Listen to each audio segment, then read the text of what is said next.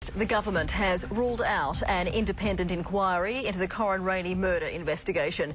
It comes amid calls for the state to foot the legal bills of people found not guilty of serious crimes. Jamie Freestone has the story.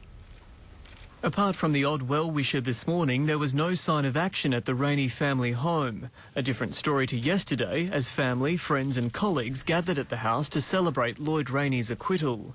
Today, questions continued about the investigation into Corryn Rayney's murder. Amid calls for an independent inquiry, there are also calls for people acquitted of serious charges to be compensated for their legal costs. If a charge has been brought without foundation and it's ultimately the case that the accused person's exonerated, at the moment under the system they don't have any recourse to recover that money. It's understood Lloyd Rayney's defence cost as much as $2 million.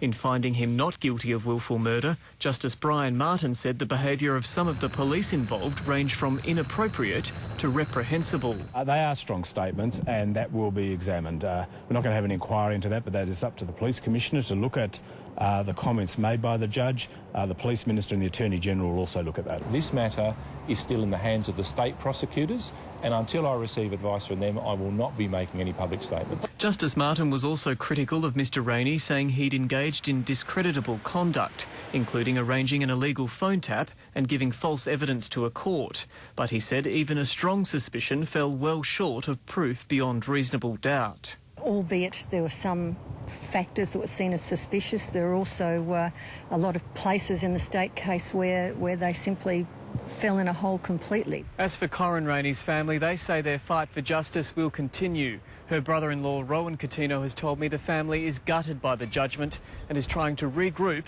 and make sense of what the decision means. Prosecutors have 3 weeks to lodge an appeal. Jamie Freestone, 10 News.